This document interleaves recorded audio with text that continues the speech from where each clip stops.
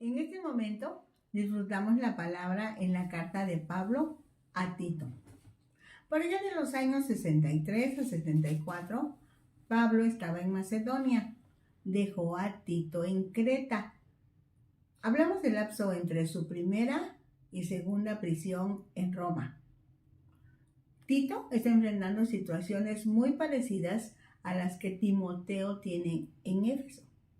Los dos estaban esforzándose por perseverar en la pureza de la doctrina y por establecer congregaciones locales que vivieran en los principios del Evangelio, para que la iglesia pudiera seguir creciendo.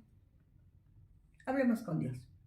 Padre de amor, estas cartas de Pablo son una gran riqueza para tu iglesia hoy en día, porque la iglesia sigue creciendo, el reino se sigue expandiendo, pero se necesitan fundar iglesias sanas, iglesias basadas en el Evangelio de Jesucristo, iglesias poderosas en Dios, iglesias que representen a Jesucristo, al Cristo de la gloria, para que sean embajadores, auténticos embajadores del reino de Dios. Gracias, Dios. Gracias por esta palabra que va a edificar nuestra vida, que va a edificar a las iglesias que necesiten ser edificadas. Amén. Tito. Para Pablo, Tito es uno de sus oficiales llamados para llevar a cabo una misión específica: apoyar en la consolidación de la fe en la isla de Creta, poniendo orden y neutralizando las enseñanzas de los judaizantes. Tito, griego, o sea, totalmente gentil, probablemente originario de Antioquía de Pisidia e hijo espiritual de Pablo. Formó parte de la delegación enviada a los cristianos de Antioquía a Jerusalén, acompañando a Pablo y a Bernabé, según Hechos 15:2 y Gálatas 2:3, cuando se celebró la asamblea en Jerusalén, en donde los judaizantes reclamaron que Tito fuera circuncidado. Pero Pablo no aceptó. Al contrario, en esa asamblea se decidió que los cristianos gentiles no tenían que ser circuncidados. Después del envío de la primera carta a Corintios, Tito fue enviado a esa iglesia. Pablo esperaba el retorno de Tito para que se vieran en Troas. Debido a que no se pudieron ver ahí, Pablo se fue a Macedonia. Ahí se reunieron por fin con buenas noticias de Corinto. Pablo escribió la segunda carta a los Corintios y Tito la llevó. No se sabe nada más de Tito hasta después del primer encarcelamiento de Pablo en Roma, cuando recibe el encargo del apóstol para corregir y organizar la iglesia en Creta. Vamos ya a la palabra. De los versículos 1 al 4 tenemos el saludo. Pablo, siervo de Dios y apóstol de Jesucristo, conforme a la fe de los escogidos de Dios y el conocimiento de la verdad que es según la piedad, en la esperanza de la vida eterna, la cual Dios, que no miente, prometió desde antes del principio de los siglos, y a su debido tiempo manifestó su palabra por medio de la predicación que me fue encomendada por mandato de Dios nuestro Salvador. A Tito, verdadero hijo en la común fe, gracia, misericordia y paz de Dios Padre y del Señor Jesucristo nuestro Salvador. Pablo, su nombre en griego, ciudadano romano, pero también de nacionalidad judía. Siervo de Dios, servidor de Dios, uno que está dedicado a obedecer a Dios. Apóstol de Jesucristo, aunque no fue uno de los primeros 12 discípulos de Jesucristo, que luego fueron llamados apóstoles o enviados, Jesucristo lo encontró camino a Damasco y lo comisionó para llevar las buenas nuevas a los gentiles, según Hechos 9:1 al 16. Escogidos de Dios se refiere a la elección de Dios por su pueblo, la iglesia. El conocimiento de la verdad, que es según la piedad, se refiere a creer en Jesucristo y la salvación por gracia. La vida eterna se refiere tanto a una nueva calidad de la vida en este mundo como a la continuación de ella después de la muerte física. Así que lo que sucederá después de nuestra muerte física se describe en términos de esperanza. Es algo que esperamos se lleve a cabo. Solo descansamos en que Dios lo dice, Dios lo promete. Por eso es tan importante la expresión Dios no miente. Y Dios lo dijo desde el principio, desde la eternidad, y tiene cumplimiento perfecto ahora y siempre, hasta la eternidad.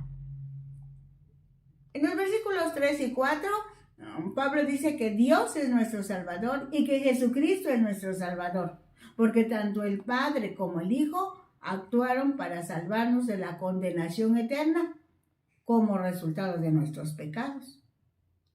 Veamos, Dios amó a la humanidad de tal manera que diseñó el plan eterno de salvación, que incluye la obra de salvación y el perdón de nuestros pecados.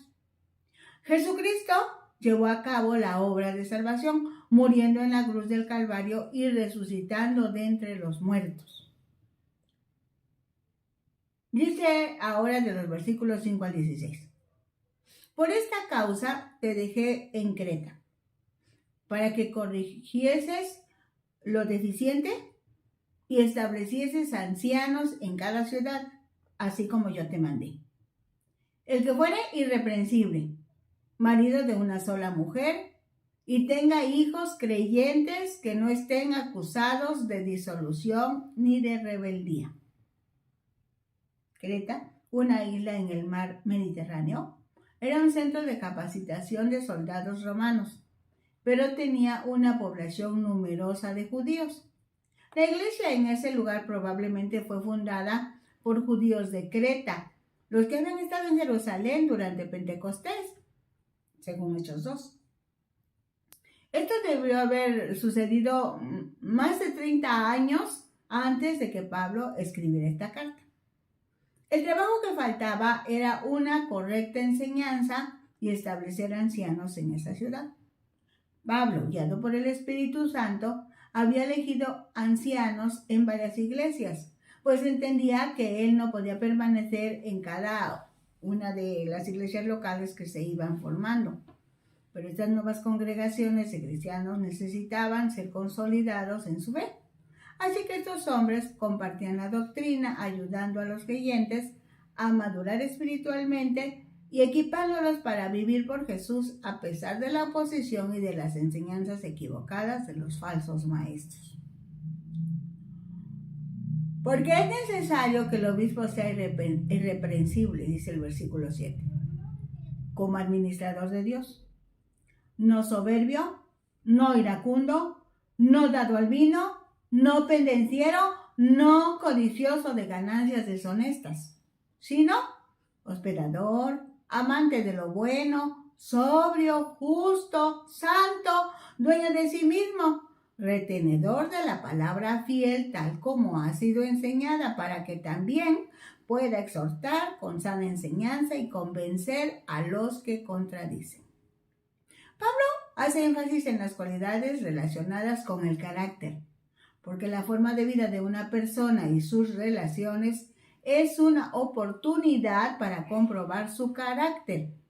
Pues si bien es importante que un anciano o un pastor puedan predicar la palabra de Dios, es aún mucho más importante que puedan vivir la palabra de Dios y ser un ejemplo para que otros los puedan seguir.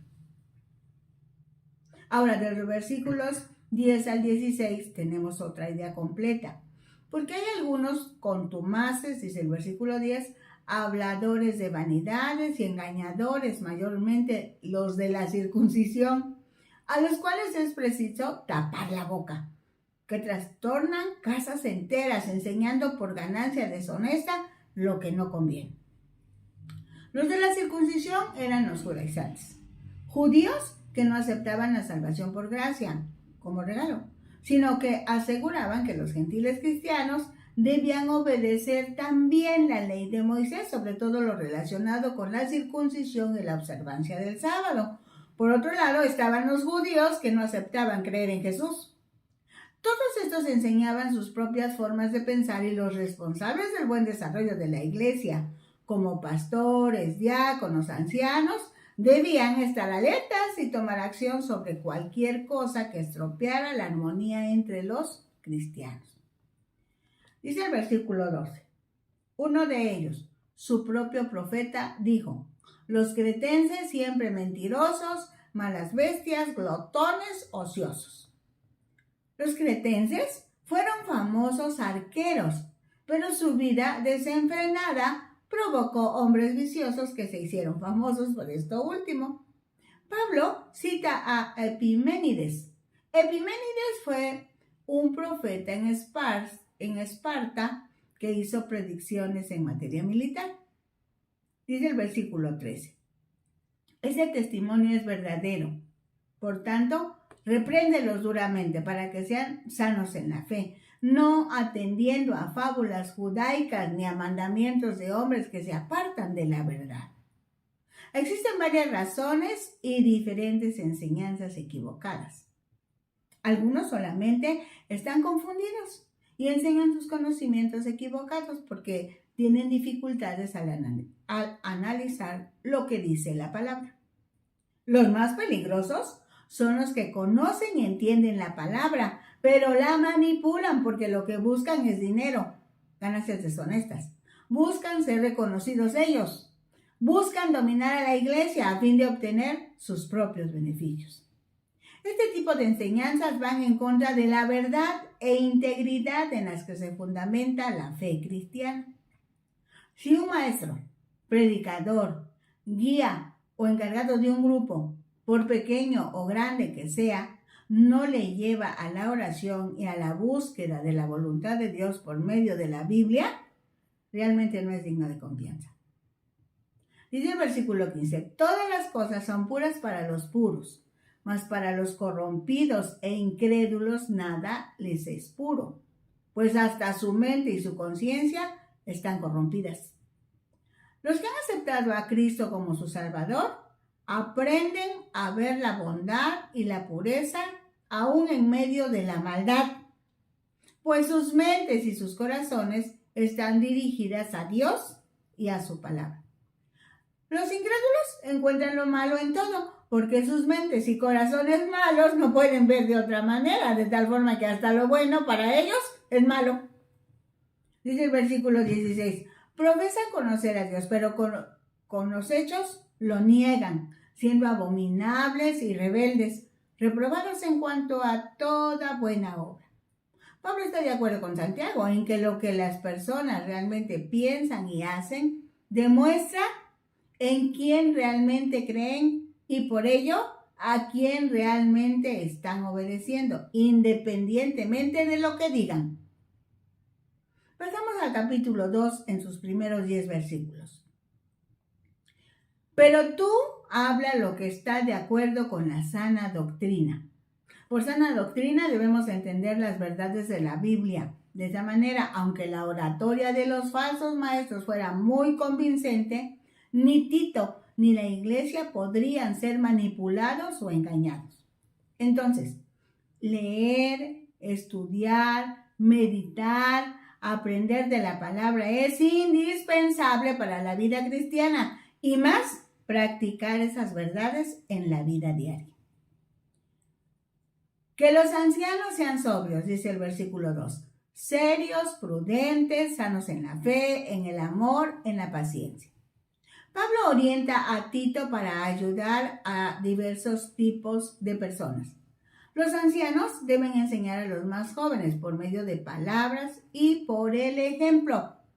Así es como los valores se pasan de generación en generación, de una generación a otra generación.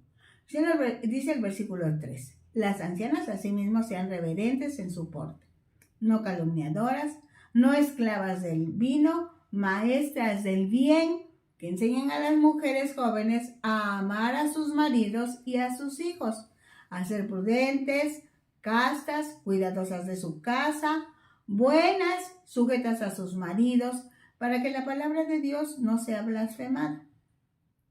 La comunidad cristiana se formó con personas de diferentes costumbres y por ello estilos de vida. Así que los conflictos fueron inevitables. Venían de un mundo pagano y por lo mismo agresivo, violento. Para que el nombre de Jesús no fuera deshonrado, los cristianos necesitaron sabiduría y discernimiento para ser discretos y dominar sus voluntades, lenguas y pasiones, de tal forma que no hubiera nada que les reprocharan. Esta actitud se conoce como dominio propio. En un momento determinado, cada cristiano es tomado por ejemplo de alguien. Muchas veces no se dan cuenta, no nos damos cuenta que otro cristiano está observando su comportamiento para tomarlo como modelo de vida, de conducta. En este apartado, Pablo hace énfasis en la responsabilidad que recae sobre las mujeres que desde hace un buen tiempo son cristianas. Algunas ya son ancianas. Ellas tienen mucho que enseñar respecto a conducir junto con su esposo a su propia familia, lo relacionado con la comprensión, la paciencia, la responsabilidad, la sobriedad, la sujeción, la cooperación, la solución a situaciones no gratas. ¿Cómo resuelven ellos sus problemas? Entonces, al observar el comportamiento de las mujeres de Dios, ancianas o mujeres de edad madura, las esposas y madres jóvenes deberán aprender a vivir a la manera cristiana, como dice el apóstol, a amar a sus maridos y a cuidar a sus hijos. Dice el versículo 6, exhorta a sí mismo a los jóvenes a que sean prudentes, presentándote tú en todo como ejemplo de buenas obras, en enseñanza mostrando integridad, seriedad, palabra sana e irreprochable, de modo que el adversario se avergüence y no tenga nada malo que decir de ustedes. No olvidemos que en ese tiempo la cultura griega era lo que prevalecía, y en esa cultura el esposo y padre no era considerado como educador, sino solamente como proveedor.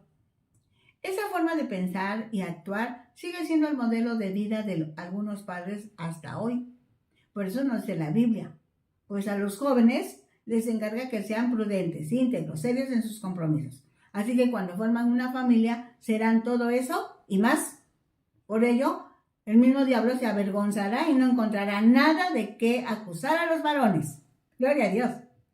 Dice el versículo 9. Exhorta a los siervos a que se sujeten a sus amos, que agraden en todo, que no sean respondones, no defraudando, sino mostrándose fieles en todo, para que en todo adornen la doctrina de Dios, nuestro Salvador.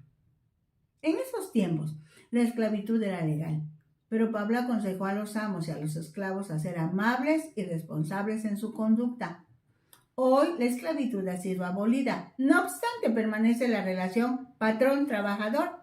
En ese sentido, los trabajadores siempre deben realizar el mejor trabajo posible y ser dignos de confianza, no solo cuando son vistos por el patrón, mayormente cuando no los vigilan o cuando no nos vigilan si somos trabajadores. Dicen los versículos 11 al 15. Porque la gracia de Dios se ha manifestado para salvación a todos los hombres, enseñándonos que, renunciando a la impiedad y a los deseos mundanos, vivamos en este siglo sobria, justa y piadosamente, aguardando la esperanza bienaventurada y la manifestación gloriosa de nuestro Dios y Salvador, de nuestro gran Dios y Salvador Jesucristo, quien se dio a sí mismo por nosotros para redimirnos de toda iniquidad y purificar para sí un pueblo propio, celoso de buenas obras. Cristo murió y nos rescató.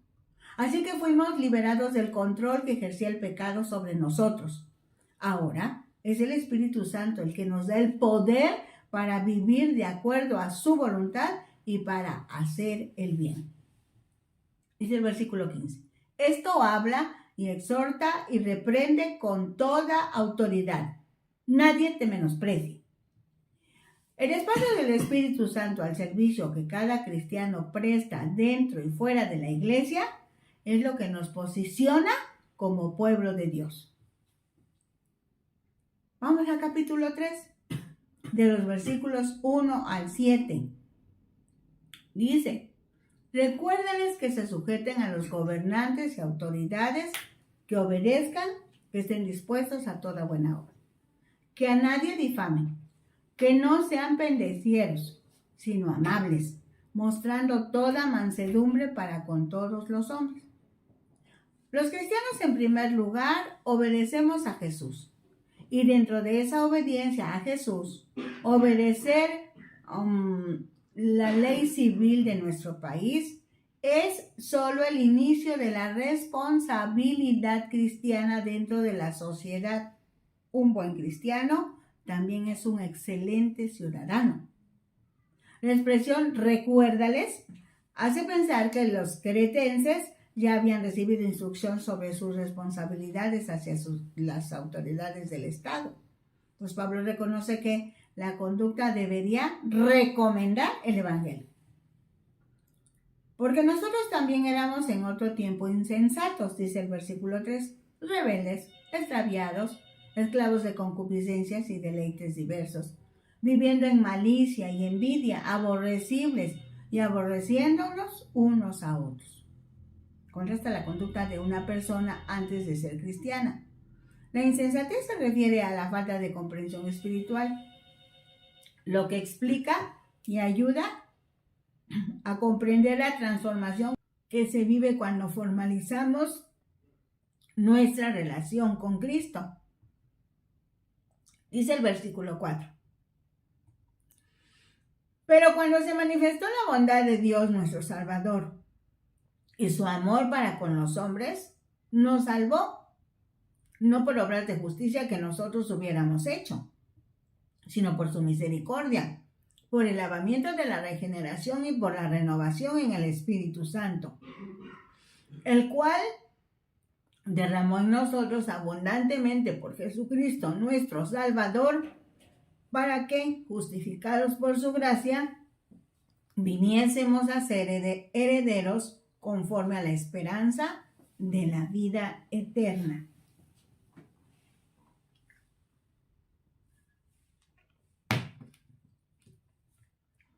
Dios muestra su amor y misericordia por medio del Espíritu Santo, quien convence al hombre de la gravedad del pecado y le ofrece salvación, regeneración y renovación. Por su parte, Jesucristo dio su vida en sacrificio para que los seres humanos tengamos la oportunidad de ser justificados y herederos de acuerdo a la promesa de la vida eterna. Así que, para que cada uno de los humanos pueda disfrutar la salvación por gracia, interviene el Padre, el Espíritu Santo y Jesucristo. El ser humano solo debe aceptar el ofrecimiento divino. Palabra fiel es esta. Y en estas cosas quiero que insistas con firmeza para que los que creen en Dios procuren ocuparse en buenas obras. Estas cosas son buenas y útiles a los hombres. Dice el versículo 8. Pablo dice: pon en práctica todo lo que digo en esta carta, porque el resultado de la salvación por gracia siempre será que se lleven a cabo obras buenas propias de los que han sido salvados, regenerados, renovados. Pero evita las cuestiones necias, dice el versículo 9, y genealogías y contenciones y discusiones acerca de la ley, porque son vanas y sin provecho. Evita argumentos necios, como lo que también estaban enseñando en Colosas y Éfeso, ideas de los judaizantes en cuanto a la ley y las genealogías de ángeles. Eso no quiere decir que se evite estudiar, meditar, examinar diferentes interpretaciones de pasajes bíblicos que aparentemente presentan dificultad para ser entendidas. Al contrario, con la ayuda del Espíritu Santo se puede discernir qué es vano y qué es espiritual. Al hombre que cause divisiones, dice el versículo 10, después de una y otra amonestación, deséchalo, sabiendo que el tal se ha pervertido y peca y está condenado por su propio juicio. Un hombre que cause divisiones es el que sigue su propio criterio sin considerar a los demás. Esa actitud amenaza la unidad de la iglesia. El consejo de Pablo es, échalo a un lado. Dicen los versículos 12 al 14 del capítulo 3 de Tito. Cuando envié a ti a Artemas y a Tíquico,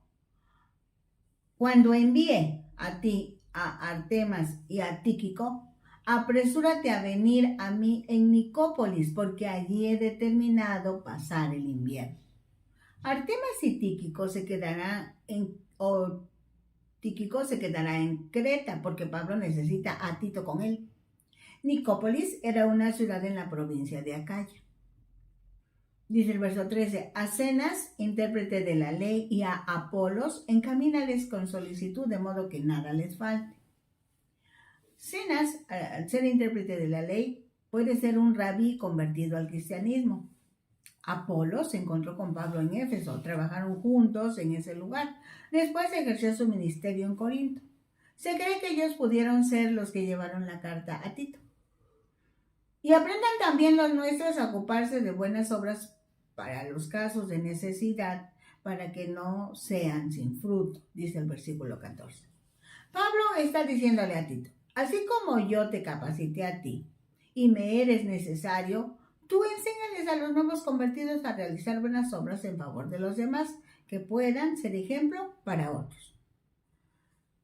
En el versículo 15 dice, todos los que están conmigo te saludan. Saluda a los que nos aman en la fe. La gracia sea con todos vosotros. Amén.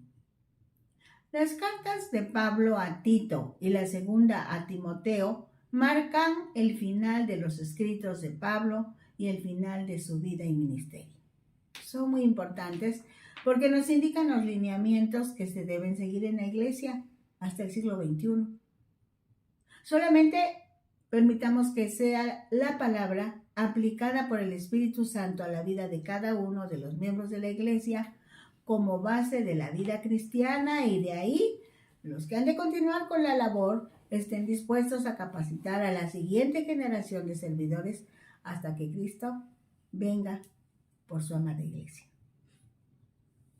Les invitamos a sintonizar Ventana Virtual Radio Cristiana, la señal que edifica, la televisión Surimar y la Unión de Emisoras Cristianas por Internet, que están uniendo al mundo con el Evangelio de Jesucristo. Encontrarán estos materiales en Facebook. Búsquennos como Disfrutando la Palabra. Pueden disfrutar enseñanzas del Evangelio de Juan, Hechos y las cartas relacionadas con el libro de Hechos, las cartas que escribió Pablo, en el nuevo canal de YouTube a nombre de Rosadel Hernández Ojeda. Les recomendamos cariñosamente que se vuelvan a suscribir. Les amamos en Cristo. Bendiciones.